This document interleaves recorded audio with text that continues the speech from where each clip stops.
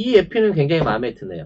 제가 또 그럴 것 같아요. 상당히 좀 그 뭐랄까 전문가적인 분야이기도 한 그런 거라서 마음에 듭니다. 제목을 이렇게 달아봤어요. 샥스핀 먹지 마요. 네. 샥스핀 좋아하십니까? 좋아하진 않는데요. 많이 먹었어요. 아, 이제 제가 중국을 자주 가니까 이제 그 식사 초대를 많이 받거든요.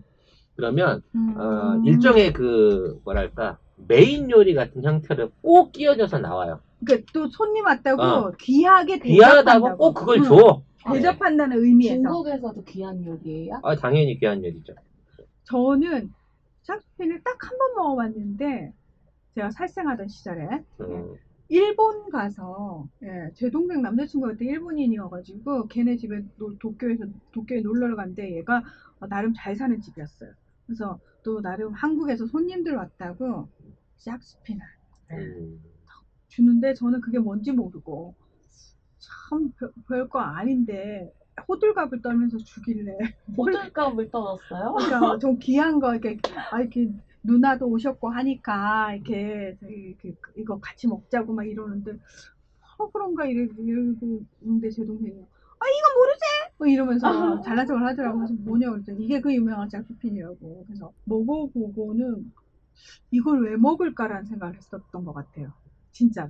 그러니까 좀 기술이 좀 부족했나? 그 직접 요리하신 거예요 거기서? 아니 거기서 요리된 걸 사온 거긴 한데 사실 이게 그 전문가 따라서 다르고요. 상어 종류에 따라서도 다르고 뭐 가공하는 기술이라든지 다 거기에 따라서 달라요. 그러니까 싼 거는 사실 가짜도 있어. 콜라겐으로 굳혀서 만든 가짜도 있거든요. 주성분이 콜라겐이기 때문에. 콜라겐은 낫겠다. 근데 이제 진짜는 진짜 심해 상어의 등지느러미로 만든 그리고 이제 이게 또 클수록 좋거든. 상어가 클수록 이게 상어 지느러미가 등도 있고 꼬리도 있고 양옆에 있는데 꼬리는 안 쓰고 등하고 옆에 있는 날개만 먹어요. 근데 등이 더 고급이야. 그래서 요런 경우에는 키로당 100만 원도 넘어요.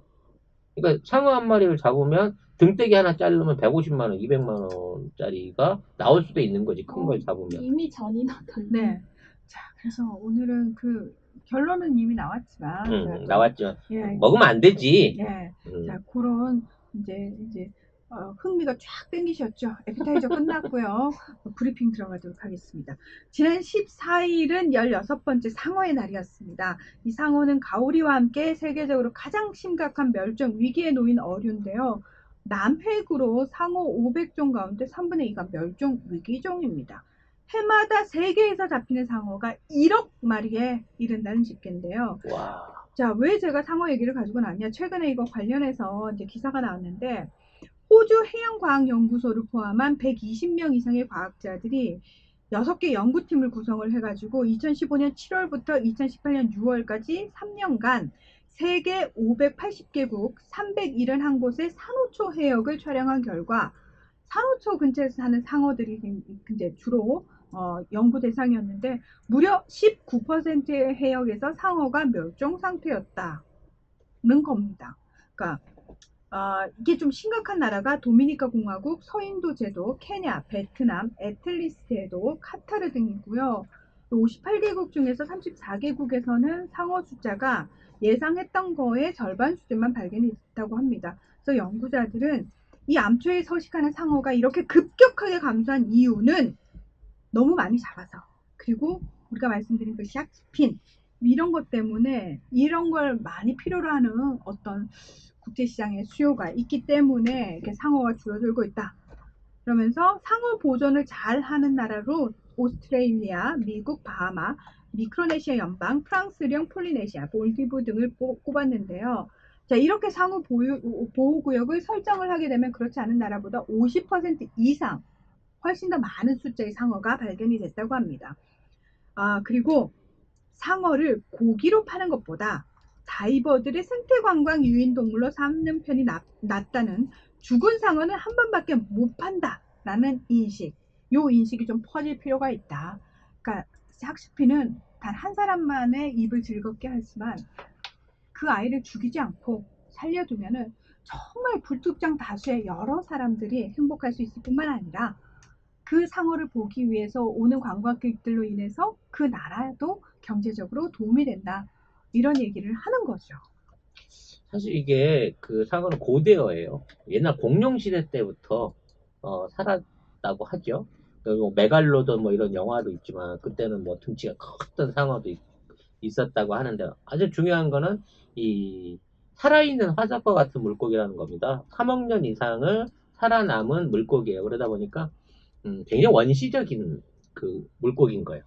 쉽게 말하면 불해가 없어요. 그래서 움직이지 않으면 가라앉아. 그리고 멈추면 아가미로 물이 안 들어가요. 그렇기 때문에 상어는 살아있는 동안 평생 동안을 헤엄쳐야 돼. 그래서 이렇게 끊임없이 헤엄치기 때문에 이게 이제 중국식 사고인데 계속 움직이다 보면 계속 지느러미를 움직일 거 아니에요. 그래서 상어 지느러미가 맛있다라고 하는 사실 말도 안 되는 얘기지만 이런 이유가 생기는 겁니다. 그러니까 이게 특별히 영양학적으로라든지 무슨 약효가 있어서 그런 게 아니라 고기는 가장 많이 움직인 부분이 맛있다는 거거든. 그래서 뭐 소도 꼬리가 맛있고 뭐 물고기도 머리가 맛있고 이런 것 자체가 가장 많이 움직인 부위가 가장 영양가가 높고 뭐 좋은 성분으로 돼 있다. 뭐 이런 말도 안 되는 데서 시작한 이 상어 사랑이 시작된 거죠. 근데 사실 잡는 과정이 너무 잔인한 게 지느러미만 딱 잘라내고 다 바다로 던져버려요. 왜냐면 몸통은 쓸 데가 없거든. 상어 고기 자체는 우리나라에서는 일부 먹기는 하지만 특유의 암모니아 냄새가 있어갖고 그 육류로 먹는 데는 이게 굉장히 불편해요. 맛이 없어요. 그래서 우리나라에서 상어고기 먹을 때도 자갈치 시장에 가면 상어고기 되게 많이 팔거든요. 네. 거기서는 간장 양념 같은 거 양념을 진하게 해가지고 먹어요. 상어고기는. 네. 근데 아무튼 그렇게 바다로 던져버리기 때문에 문제는 뭐냐면 헤엄을 치지 못하는 상어가 이제 서서히 고통 속에 이제 죽어가는 거죠. 그리고 그 사체가 그냥 바다에서 부패가 되는 거예요. 그러면 오염도 사실은 심각해지는 거죠. 저는 이제 상어가 참 뭐랄까 불쌍한 동물이라고 많이 생각이 들어요. 왜냐면 상어는 생식기가 없거든요. 남자 상어는 숫상어는 조금 못마땅할 뻔했어. 네. 생식기가 없어요. 그래서 사정을 할 때 쉽게 말하면 몸 안에 바닷물을 끌어들여 가지고 거기에 정자를 섞어서 암컷의 생식기에다가 이걸 뿜어요. 이게 직접적인 그 교접이 없는 상태로 임신을 시키거든. 그리고 암컷 상어가 그렇게 해서 임신이 되더라도 한 3개밖에 알을 못 낳아요. 그렇기 때문에 상어가 한번 태어나게 되면 포식자가 없어가지고 그나마 숫자를 그렇게 유지하는 거지 수천 개, 수만 개씩 알을 낳는 일반 어류 같았으면 사실은 상어는 몇 번이라도 멸종됐어도 이상하지 않은 동물이거든. 부부 한 쌍에서 3개밖에 못 나니까 한 번 저기를 했을 때. 그럼에도 불구하고 지금까지 상어가 살아남을 수 있었던 거는 상어에 대한 천적이 없었다는 거야. 그렇죠. 그리고 상어가 예를 들어 무한대로 증식을 할 수 있는 능력이 있었다면 세계의 바다에는 상어밖에 안 남았을 거야. 근데 적절한 수준으로 유지되게끔 그 숫자를 언제나 변함없이 3억 년 동안 유지를 시켜왔는데 이 상어의 개체수를 천적인 인간이 나타나서 일방적으로 줄이고 있다는 거죠. 벌써 80%를 없앤 거야. 지구상에 존재하는 상어에. 이거는 그대로 냅둬도요. 앞으로도 100년, 200년이 지나도 원래 숫자로 회복이 안 돼요. 그렇게 되면 상어가 우리 모르게 생태계에서 미치고 있던 먹이사슬의 영향력이 있단 말이야. 이 영향력 때문에 어디 한 군데에서 그 사슬이 무너지게 되면 해양 어류 전체가 사실상 생태계에서 변이를 일으켜갖고 해양생물 자체가 자칫하면 완전 멸종할 수 있는 위기도 올 수 있는 거예요. 근데 우리는 모르고 있는 거지. 그게 사실 진짜 중요한 건데, 왜냐면 생태계가 자율적으로 이제 조정할 능력이 있다라고 얘기를 하는데, 거기에 인간이 인위적으로 개입을 하게 되면은, 이게 흐트러지게 되면 이걸 복원하기까지 사실은 거의 불가능하다고 얘기할 정도라고 하잖아요. 그래서 바다의 먹이 사슬 중에서 최상위 포식자인 상어가 1초마다 3.17마리씩 사라지고 있대요. 그걸 다 인간이 먹기 위해서 네. 이게 없어지고 있다는 게 인간이 참 먹기 잔혹한 위해서. 거예요. 네. 근데 사실 샥스핀 자체는 거의 맛이 안 나기 때문에 이 식감과 양념 맛으로 먹는 요리고. 맞아요. 아무 맛도 안 나거든. 맞아. 그렇기 때문에 자신의 부를 과시하기 위한 요리다라는 인식이 강한데, 근데 사실 이게 위험한 게 뭐냐면은 그 수은 중독률이 최상위 포식자니까 사실 제일 높거든요. 그래서 예. 사람의 건강에 별로 이롭지 않아요. 그러니까 여러분 의외로 해양 전문가들이 하는 얘기가 뭐냐면 바다에 있는 어류, 해조류들의 수은을 비롯한 중금속 오염률이 생각보다 굉장히 심각하다고 얘기를 하거든요. 근데 그걸 다 아래 해초부터 시작해가지고 그러니까 먹이사슬의 최상위 상어가 있잖아요. 그러면 상어한테 들어있는 그 중금속 오염률이 제일 높다는 거예요. 그리고 실제로 상어가 어렸을 때는 굉장히 깊은 해역에 살아요. 그러니까 불해가 없기 때문에 일단 굉장히 낮은 지역으로 이게 가라앉아서 커 올라오거든요. 그러니까 이제 세계 바다의 깊은 곳은 사실 모든 중금속들, 그러니까 무거운 물질들 다 밑으로 내려가잖아요. 오염 물질이나 중금속들은 비중 차이에서 계속 가라앉는 거예요. 그러니까 상어가 생존하고 있는 그 수역에는 예를 들어 가까운 지역에 공업지대가 있다든지 거기 이제 폐기물 투기가 이루어지잖아. 그럼 거의 상어가 살고 있는 수역에 집중적으로 이게 모여 있는 거야. 그러니까 상어는 그 모든 독을 몸에 축적시키면서 살고 있는 거지. 지금 같은 상황이라고 치면. 그리고 거의 대부분의 핵실험 이런 거 다 어디서 해요? 바닷속에서 하고. 그렇죠. 그리고 바다 한가운데에서 되게 무슨 우리가 모르는 무기 실험 같은 거 엄청 많이 하거든요. SF 영화에도 그런 거 있잖아. 바다 밑에서 살던 상어가 뭐 어떤 이상한 물질에 적이 돼가지고 공격성이나 포악해지고 등치가 커져가지고 막 이렇게 변이해갖고 사람들 공격하고 이런 게 생기는 거거든. 사실 상어 종류 중에 사람을 공격하는 것들은 백상아리 종류 같은 그 일부 종류에 지나지 않고요. 그것도 사람인 줄 모르고 공격을 하는 거야. 움직이는 걸 그냥 물어뜯는 본능 때문에 이걸 하는 거거든요. 근데 이제 조스 영화가 이제 다 배려놓은 거지, 사실은. 여러분들이 늘 생각할 때 그 조스 영화 갑자기 생각이 나는데 포스터에 보면 대가리를 이렇게 90도로 물 위로 세우고 이렇게 찍힌 포스터가 많이 나오잖아요. 상어는 절대 대가리를 밖으로 못 내밀어요. 그 영화를 만들 때 돈이 없어가지고 상어 전체를 제작을 못하니까 그 대가리에 이빨 나온 입만 제작해갖고 물 밑에서 이렇게 밀어 올려갖고 영화를 찍다 보니까 상어가 물 위로 올라와가지고 막 사람을 습격하고 막 이런 환상들이 만들어졌거든. 근데 이게 다 거짓말이라는 거야. 따져놓고 보면. 네. 아무튼 어찌됐거나 상어에 대한 편견 뭐 이런 것들이 많이 있는 거고 알려지지 않은 또 유효 성분도 굉장히 많아요. 상어 자체가 저지대에서 살기 때문에 무슨 뭐 연어나 이런 애들이 갖고 있는 이게 간이죠. 간이나 불에 쪽에 그 저장하고 있는 오메가3가 제일 높은 종류 중에 하나가 심해상어거든요. 심해상어 간을 가지고 옛날에 간유라 그래갖고 일종의 우리가 말하면 오메가3 영양제제를 만들기도 하고 그랬었어요. 스쿠알렌 같은 거? 스쿠알렌. 근데 지금은 이제 그게 너무 독성이 해갖고 이제는 안 먹기는 하지만 아무튼 상어는 생명력으로 보나 저항력으로 보나 상어가 이게 또 바이러스성 질병이나 일반 질병에 안 걸리는 굉장한 면역력을 갖고 있거든. 의료적으로 굉장히 필요한 자산이에요. 인류한테는. 근데 이거를 삭스핀을 먹겠다는 이유로 중국 사람 식탁에 올라가기 위해서 이 많은 상어들이 희생을 당하고 있다는 게 참 안타까운 거예요. 꼭 중국 욕을 안 할 수가 없게 되는 상황이 나와요. 삭스핀 얘기를 하게 되면. 사실 삭스핀 같은 경우에 물론 중국 때문에 유명해진 건 맞아요.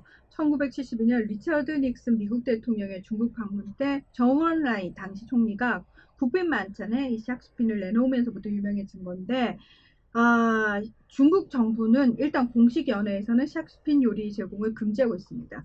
2013년 반부패 운동의 하나로 공식 연회 메뉴에서 이걸 빼도록 했고요. 2012년에는 미국 캘리포니아, 하와이, 오리건, 워싱턴주가 이 요리를 금지한 데 이어서 뉴욕주에서도 소유와 유통 판매가 전면 금지됐고요.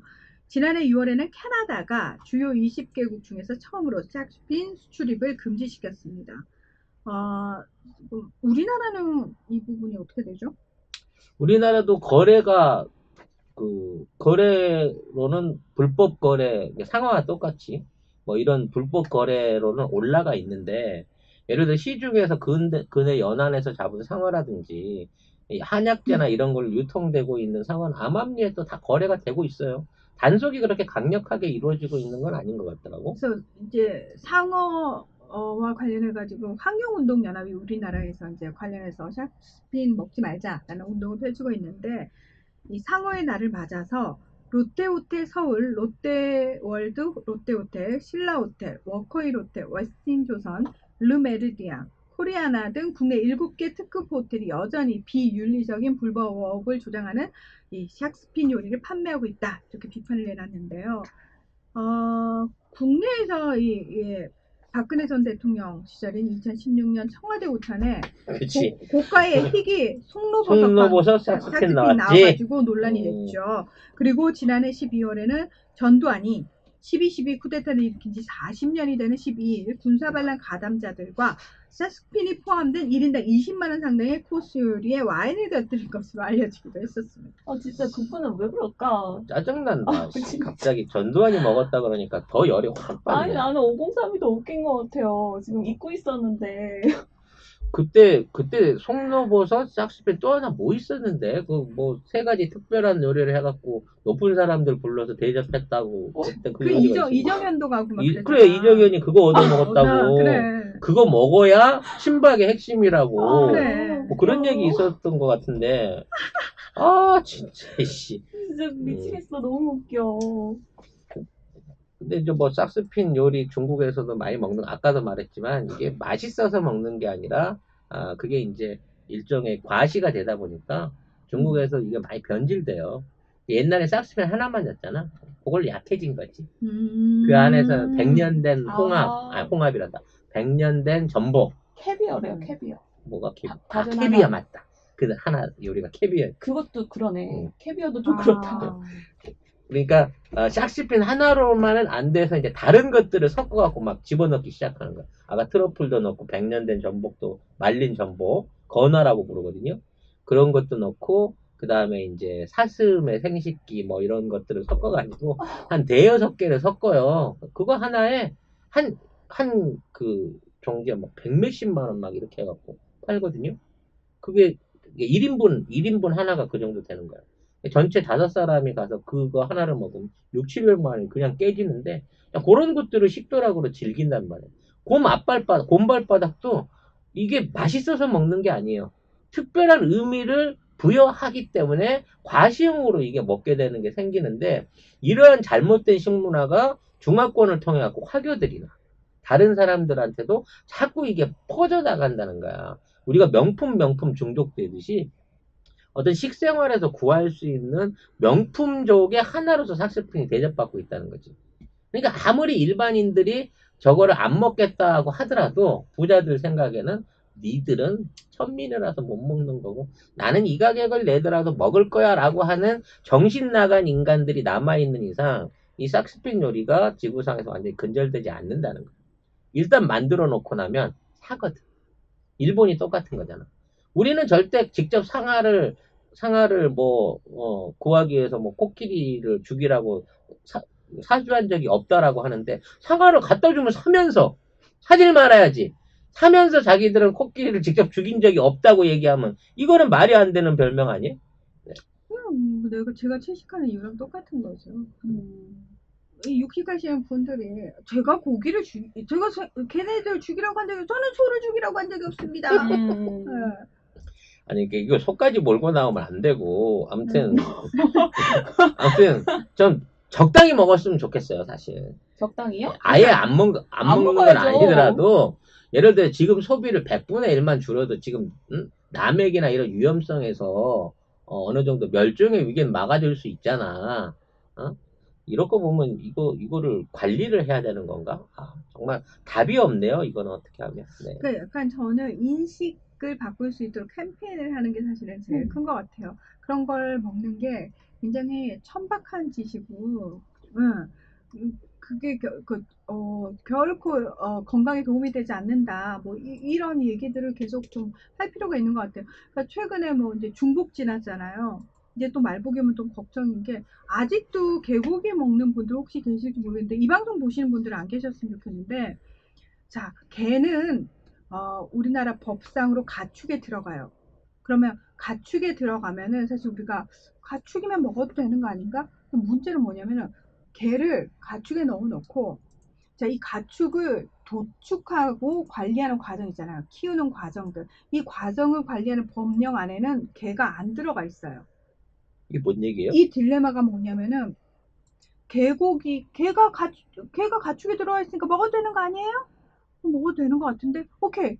근데 이 내가 먹는 개가 어떻게 키워지고 우리 왜 소고기 돼지고기 보면은 이력 표시제가 있잖아요. 닭도 어떻게 키워졌는지가 다 나오잖아요. 개는 빠져 있어요. 이 과정에서 이 아이가 어떤 환경에서 무얼 먹고 컸는지도 모를 뿐만 아니라 도축되는 과정에서 얼마나 위생적이게 관리하에 도축이 됐는지도 전혀 알 길이 없어요. 그래서 이게 우리나라 법이 지금 가진 딜레마인데 요거 법을 지금 고치자고 얘기를 하고 있는데 사실 먹을 게 되게 많잖아요. 예전에는 단백질 섭취할 거리가 없으니까 게를 먹는 사람도 있었겠죠. 근데 이제는 굳이 게를 먹지 않더라도 단백질을 다른 방식으로 섭취할 수 있는 방법들이 여러 가지가 있는데 왜 굳이 어떤 과정에서 길러졌는지도 모를 뿐만 아니라 도축되는 과정에서 이 아이가 어떤 병에 걸렸는지도 우리는 알 수 없는 상황이잖아요. 그렇게 확인되지 않은 게를 꼭 먹어야 될 이유가 뭐가 있느냐. 그래서 게 식용 금지를 얘기를 하고 있는 거거든요. 중국인들이 생각을 고쳐야 돼요. 사실 이 샥스핀도 닉슨 대통령이 안 먹었으면 마오타이주도 모택동이 거기서 접대를 안 했으면 지금과 같은 엄청난 어떤 그 인기 상품이나 희귀 상품이 안 됐을 거란 말이야. 그것 때문에 네. 네임밸류가 올라갔죠. 네임밸류가 올라가고 걔네들 생각에 왕이 먹는 최정상에 있는 사람들이 먹는 일종의 부와 성공의 상징 뭐 이런 이미지가 씌워지는 순간 이게 된 거거든요. 근데 아까도 말씀드렸다시피 원래 삭스피는 대형 심해상어에 지느러미를 쓰는 거지. 지금 이렇게 막 산호초에 있는데 돌아다니는 얼룩덜룩한 조그마한 1, 2m짜리 이런 상어가 아니에요. 굉장히 깊은 바다에 사는 큰 상어. 이런 상어의 지느러미가 예전부터 말하자면 전통적인 삭스핀인 거지. 요즘 있는 거 다 상어 지느러미라고 다 삭스핀이 아닌 거거든. 근데 어느 순간에 이게 대중화되면서 모든 상어의 지느러미가 다 삭스핀 원료가 돼버린 거예요, 결과적으로. 네. 이것도 일종의 그 오류죠, 오류. 네. 정보 홍수의 오류. 맞아. 네. 개고기도 우리나라 전통이라고 하는데 우리나라 전통에 그 개고기 먹는 전통 없어요. 우리나라 사람들이 개고기를 먹었다는 기록은 먹고 날 게 없을 때, 먹을 게 없을 때 먹었던 거지 그게 전통이라거나 관습법이라는 건 절대 아니고 또 다른 나라에서 이렇게 전해지는 형태라서 실제로 우리나라 전통에 개고기 식용이 있지 않습니다. 없어. 그리고 정인호님께서 개고기는 위생상 안 먹는데요. 맞아요. 제가 아까 설명한 게 그거예요. 위생상 이 아이가 어떤 과정을 거쳤는지 알지 못하는 거. 우리가 왜 아프리카 돼지열병 퍼졌을 때 중국에서는 아프리카 돼지열병으로 죽은 사체를 가져다 그냥 돼지고기 팔았다라고 하잖아요. 근데 되게 웃긴 게 아프리카 돼지열병이 터졌을 때 중국에서는 그렇게라도 돼지고기를 먹어야 되는 건데 우리나라 사람들은 아프리카 돼지열병 딱 퍼지니까 어떻게 됐어요? 돼지고기 소비를 딱 줄여버리잖아요. 보세요. 그러니까 제대로 관리하에 키우는 애도 병 걸려서 죽으면 이거는 익혀도 사람한테 뭐 문제는 없습니다만 이라고 얘기가 나와도 사람들이 멀리하면서 이 개고기가 어떤 과정을 거쳐서 여러분 식탁에 올라왔는지 알지도 못하는 거에 대해서는 왜 그렇게 관대하신지 전 솔직히 좀 이해가 안 되거든요. 논리적으로. 예. 아무튼 전 세계 상어가 80% 이상이 줄였고 거의 이제 멸종 위기를 맞고 있다는데 멸종 위기 맞은 상어는 근해 연안에 얕은 산호초에 사는 상어들이 가장 피해를 많이 봐요. 잡기가 쉽잖아. 그래서 이런 일종의 이게 언제 끝날 수 있는 건지는 모르겠지만 상어가 이제 군집 생활을 하기 때문에 결과적으로 이렇게 잡다 보면 서식지 안에서 다 잡혀서 어느 날 멸종이 될 수 있어요. 되고 난 다음에 자연이 어떠한 방식으로 우리한테 역습을 해올지를 두려워한다 그러면 이건 할 수 있는 짓이 아니라는 거죠. 네, 고래 얘기 때도 그랬습니다만 상어 얘기 때도 자연이 인간한테 해를 끼치면요 반드시 자연이 다시 인간한테 복수를 합니다. 이 지구 생태계, 지구라고 하는 거대한 생명체가 지금까지 수십억 년 동안 생명의 균형을 유지해 왔던 거는 그만큼의 자정작용과 자연의 룰을 깨트리는 종류는 멸종을 하고 순응하는 종류는 살아남는다고 하는 평범한 진리 때문인 거예요. 상어는 3억 년 이상을 살아온 우리 지구상에서 가장 어떤 적응을 잘한 완성된 생명체일지도 모릅니다. 그 3억 년을 살아온 상어를 인간이 불과 한 50년 만에 멸종을 시키고 있는 이런 현상. 우리들이 인간 스스로 반성해야 되지 않을까라는 그런 화두를 남기네요. 뭐 결국은 지금 코로나도 그런 상황이잖아요. 우리가 지금 코로나19 사태를 겪고 있는 것도 그러니까 많은 분들이 그런 얘기 하잖아요. 뭐 동물로부터 왔는데 우리가 동물에 대해서 정말 남획도 많이 하고 건드려서는 안 되는 영역을 많이 건드렸기 그렇죠. 때문에 서식지를 파괴했기 때문에 개들하고 부딪히게 된 거고 그렇죠. 그러다 병이 옮은 거예요 우리가. 안 그랬으면 계속 지네들은 그 안에서 그러고 살다 말았을 그렇죠. 적이었던 거죠. 네. 그러니까 그게 이제 지금 코로나19로 우리 전 세계가 지금 수십만 명이 죽어가고 우리의 일상이 지금 마비가 되는 상황까지 벌어지고 있잖아요. 근데 이걸 우리 상상도 못했었거든요. 근데 저는 앞으로 인간들이 그동안 해놓은 짓거리가 너무 엄청나서 이런 거는 계속 올 뭔가 수밖에 보복을 없다. 받을 것 같은. 계속 올 수밖에 없다. 네. 그런데 중국이 고집이 너무 세요. 왜 중국은 고집이 세요? 걔들은 뭐 자기들이 지구의 중심이고 지구는 무한하다라고 생각하고 있으니까 세계의 중심이 네, 아닌 네. 지구의 중심. 지구의 중심이야. 글로벌의 중심이고 인류가 번성해도 자기가 가장 많이 번성을 할 거고 숫자가 많으니까 인류가 멸망해도 그래도 중국이 가장 많이 살아남을 거다라고 하는 굉장히 객관적인 낙관론을 쥐고 있어요. 이게 지구 인구가 500억이 되면 중국 인구가 200억일 것이고 지구 인구가 5천만이 되면 중국 인구는 2천만일 거다라고 하는 그래서 어차피 중국은 세계의 중심이다라고 하는 이상한 그 낙관론을 갖고 있다니까. 인구 부심이에요? 인구 부심이 있어요. 네.